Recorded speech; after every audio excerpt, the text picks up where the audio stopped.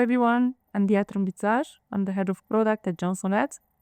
And today I want to talk about something that probably keeps some healthcare executives up at night: the de-identification of clinical data at scale. In the following 20 minutes, we're going to look at exactly why the latest large language models, despite all their impressive capabilities, fundamentally struggle with regulatory-grade medical de-identification. More importantly, I'll show you what actually works when you need to process millions of patient records while staying compliant with HIPAA and GDPR. Let's start with the problem.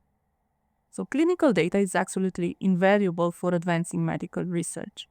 The insights, which are logged in patient records, imaging studies, and clinical notes, could accelerate drug development, improve diagnostics, and ultimately save lives. But this data contains protected health information. It's subject to strict regulation like HIPAA in the US and GDPR in Europe. We all know this already. And what is the regulatory standard? What does it require?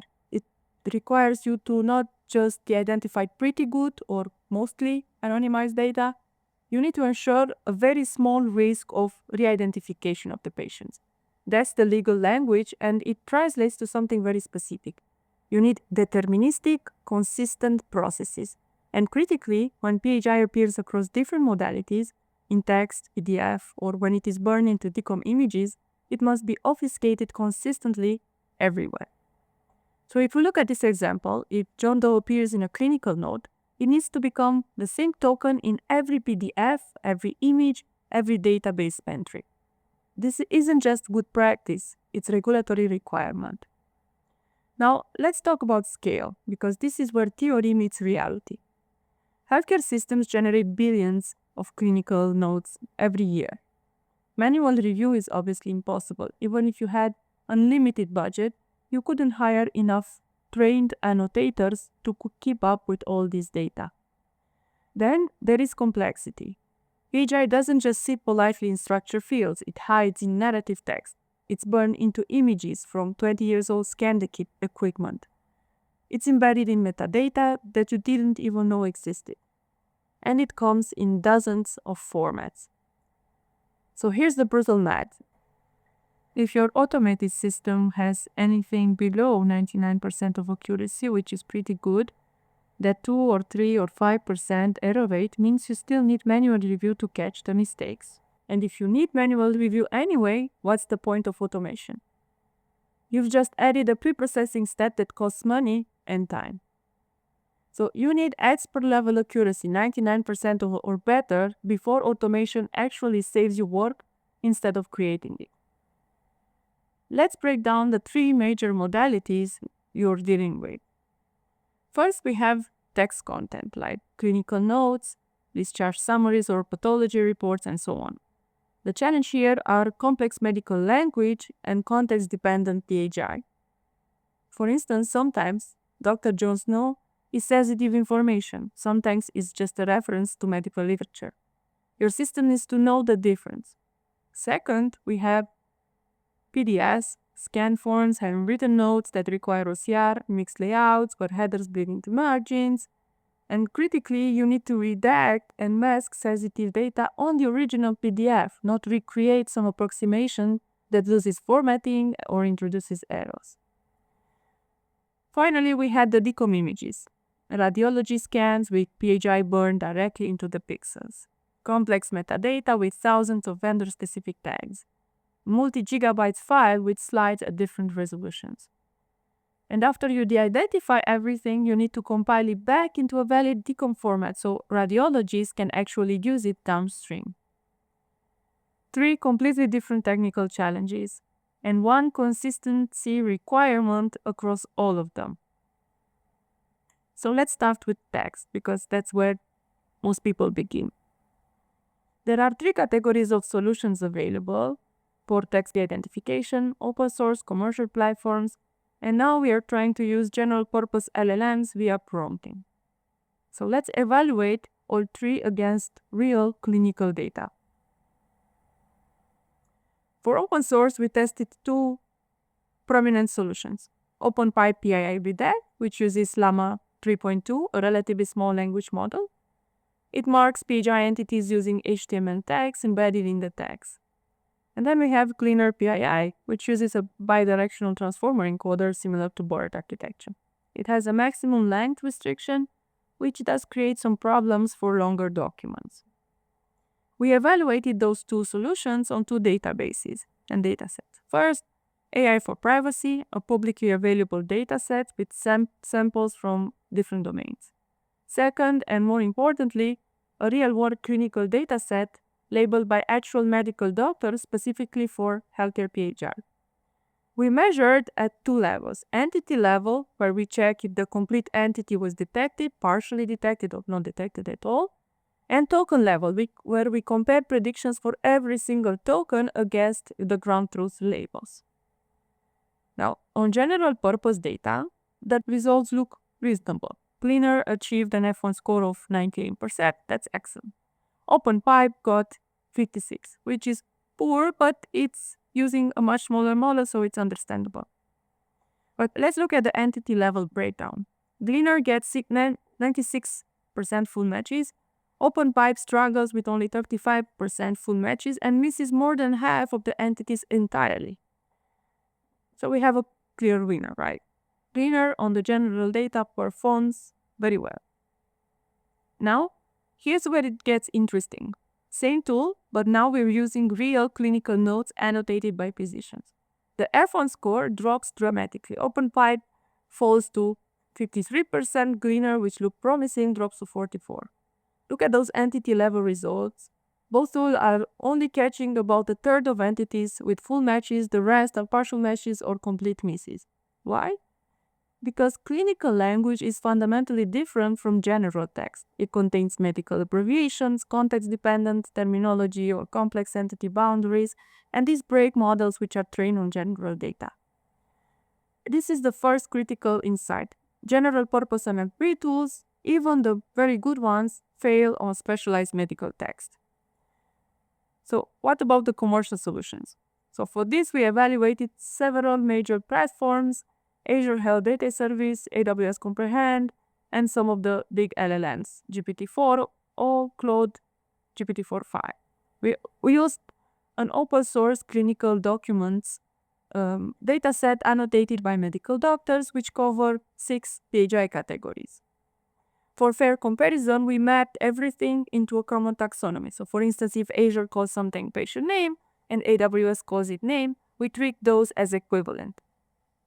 I've added here the notebook with complete methodology so you can reproduce every result I'm showing. Here's a real example so you can see what we are measuring. So ground truth shows PHI highlighted in different colors by entity type. Johnson Lab detection is below with entities marked. Azure results next and then AWS. Here I also added the count of entities detected by each tool. Look at the entity distribution table at the bottom. You can see exactly how many dates, names, location each tool found compared to the ground truth data. This granular view matters because aggregated metrics can sometimes hide specific failures. Maybe a tool is great at dates but terrible at location. So you need to know that specific information and where the tool has trouble identifying PHI. And here are the results. Johnson Labs misses less than 1% of PHI entities. That 99% recall is what regulatory grade looks like. Now, Azure misses 4.3 times more PHI entities than Johnson Labs. And Claude, one of the most advanced LLMs available out there, misses 11 times more. Look at that full match percentage. Johnson Labs gets 90% of entities exactly right. Claude gets 74%, that's a 16-point gap. And in this domain, that gap represents thousands of potential HIPAA violations. The complete analysis is in the notebook linked on the screen, so every claim here is reproducible. You can test it yourself. Now, when we look at the performance across all entity types, the pattern is pretty clear. Johnson Labs achieves F1 scores between 93 and 98% across every PHI category, and it is consistently accurate. The cloud APIs are more variable, decent on some categories, but poor on others. The general purpose LLM clustered in the 0.6, 0.85 range across most categories. Look at the age and context specifically. Those are categories where very small mistakes have big consequences, and that's where the gaps are largest. Now let's talk about cost, because only accuracy doesn't tell the complete story. For 1 million documents with around 5,000 characters on average, Johnson Labs costs $2,418. That's calculated based on the number of processing days necessary with a fixed price license per day, which allows you to process unlimited number of documents. GPT-4o costs $21,000, GPT-4.5 costs $280,000, and Claude around $8,500. But remember, those lower F1 scores mean you still need extensive manual review, so you are paying for the API calls and paying for human review. Johnson Labs accuracy means you can actually trust the automatic processing. The paper with full cost analysis is in here. It breaks down assumptions and token counts and everything. So check it out. Let me make the business case crystal clear. LLM APIs use per token pricing that scales linearly. So every document costs money. If volume grows, cost will grow proportionally. You have no control over rate limits or price increases. And every time you send data to the cloud, there are data egress fees. Johnson Labs uses a fixed licensing cost. That means you can process unlimited documents on your own infrastructure. So you have a predictable cost at scale. But beyond cost, there are strategic advantages as well. So Johnson Labs is fully customizable. You can tune it for your specific use case. No data ever leaves your parameter, so you maintain HIPAA and GDPR compliance. It works in air gap environments, which are critical for many healthcare and government applications. And it's not just masking. You get tokenization, obfuscation, date shifting, all the tools needed to complete the identification. Let me show you what this looks like in production. For instance, Providence Health, one of the largest health systems in the US, used our technology to de-identify 2 billion patient notes. They achieved over 99% accuracy on PHI obfuscation and 100% masking or shifting of date fields. They processed, for instance, 500,000 notes in 2.5 hours on a single Databricks cluster with commodity hardware. But here's what's really important, the validation process. This wasn't just an automatically generated matrix. They did manual review of 23,000 notes by their compliance team, bias and fairness analysis by the data science team, and 3 months of red teaming by an external security firm. And finally, external certification for expert determination. That's the gold standard of HIPAA Deidentification. The system didn't just meet regulatory requirements. It surpassed triple manual review by 3 independent annotators. That's the benchmark you should be measuring against. Now, let's move to PDFs, because this is where things get a bit harder. Open source tools, commercial, and LLM prompting. Here's why PDFs are fundamentally harder than plain text. We have now to process noisy scanned documents from legacy equipment, handwritten notes and forms, mixed layouts where structured data and narrative text mix together. PHI is hiding in headers, margins, and handwritten annotations. Why do LLM fail? But first, they do not support deterministic multi-page handling. They lose context between pages. They have token limits which truncate long documents. Also, there is no built-in awareness of PDF structure like forms or tables. And critically, they try to regenerate the document rather than redacting sensitive data on the original file. That last point is huge. You need to preserve the original document, the original structure, and just mask PHI on top of it. You cannot regenerate medical forms and hope that you get everything right. Here's GPT-5 on a real medical diagnosis poll. Original on the left, GPT-5 output on the right. It regenerated the entire document. Notice the over-redaction. It's blocking medical information that isn't PHI because it can distinguish clinical content from sensitive identifiers. And it still misses some PHI entirely. Look at the highlighted areas. You cannot use this in production. The document structure is compromised, diagnosis information is lost, and you still have PHI leakage. Claude performs better than GPT-5, but it has the same fundamental problem. It regenerates the document, so formatting and content are lost. Look closely, some of the original text just disappeared, and it still misses PHI in several locations. And this is one of the most advanced LLMs available, and it still cannot reliably handle medical PDF de-identification. And here's how Johnson Labs works. Left is the original, right is the identity. Notice, we work on the original document, the structure and format are preserved, PHI is precisely masked, nothing else. The F1 score is about 94 across our synthetic medical PDF dataset that we use for testing. Our evaluation uses a fully synthetic collection of medical style PDFs, which are created specifically for the identification testing. It covers 10 PHI types, and we split it into 3 difficulty levels. Easy, with clean layout and consistent formatting. Medium, with varied formatting and some noise added. And hard, with complex multi-column layouts, mixed fonts, scanning artifacts, and so on. We got an F1 score of 98% on easy documents, 97 on medium, 94 on hard documents. HGSL pipelines are fully customizable using zero-shot model on medium difficulty documents that the model never saw during training. We get an F1 score of 99%. That's the generalization you need for production use. Finally, let's talk about DICOM images. This is where LLM completely fall apart. Let me show you what happens with open source tools first. Presidio, for instance, is a popular open source de-identification framework from Microsoft that offers support for DICOM files. Here's its output on DICOM images.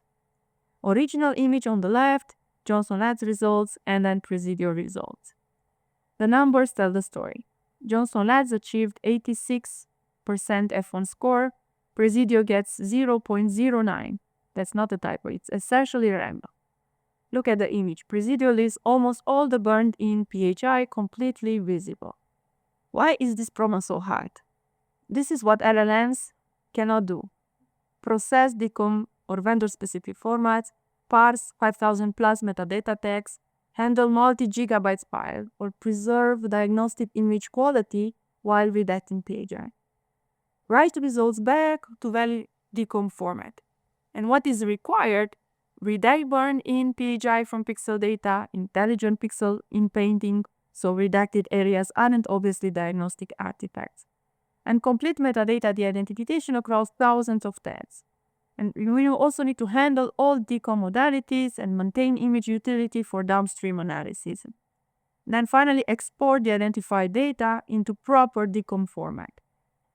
This is specialized image processing combined with healthcare domain knowledge, and general purpose vision models just cannot do it. For instance, I asked Claude to remove all PHI from a DICOM image. Its response, I cannot edit or modify images directly. That's unestablished. Sonnet recognized these limitations and recommended using specialized image de-identification software. Even the most advanced conversational AI knows this isn't its use case.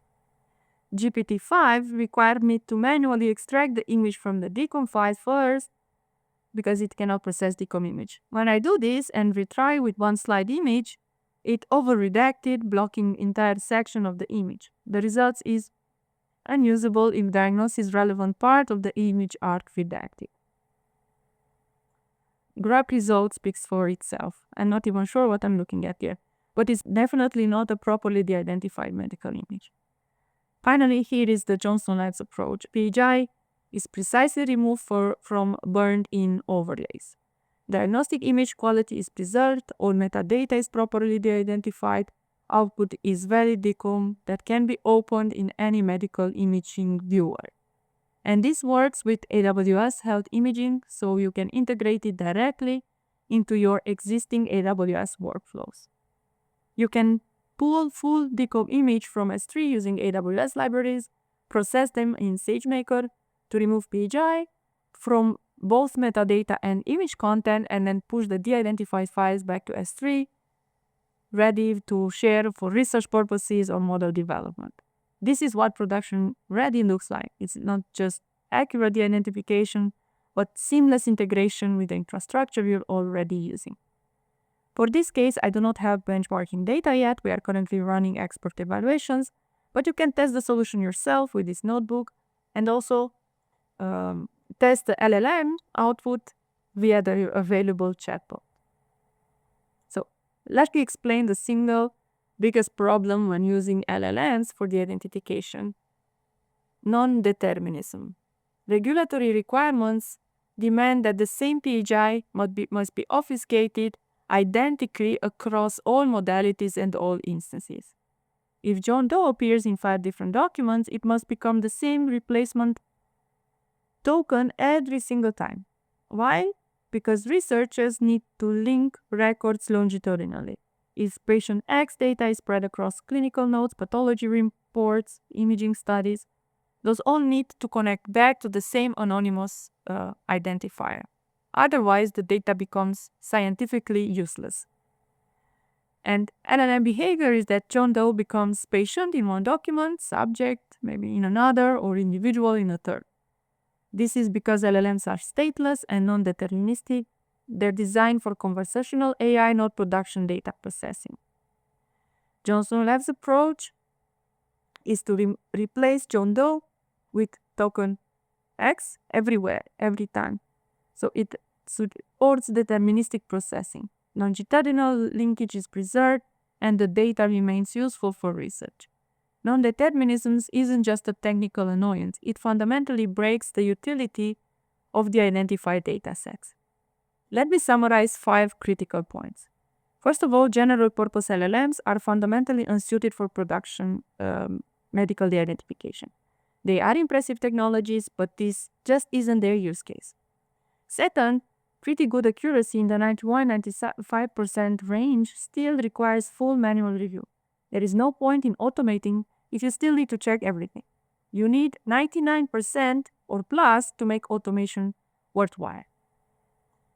Regulatory grade de-identification requires domain-specific models, deterministic processes, and true multimodal capabilities across text, image, and structured data. Then, only purpose-built solution can achieve HIPAA export determination at scale. The validation and certification process cannot be shortcut with general AI tools. And finally, only dedicated solution can guarantee cross-document consistency. That deterministic behavior isn't optional, it's foundational.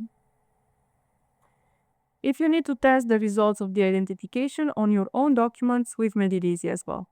Our no-code generative AI lab provides human-in-the-loop de-identification support for text and visual review, for PDFs and for images. You can upload your own documents, see the predictions, correct any errors, and evaluate the accuracy on your specific use case. The link is on the screen. Try it with your own clinical data and see the difference. I also added here 3 case studies I want to highlight in case you want to check concrete use cases we have already worked on. I leave you with the key resources. Our latest peer review paper with complete methodology on tags de-identification is on arXiv. Johnson Labs website has extensive documentation, and you can also schedule a live demo to see this working on your own documents. Thank you.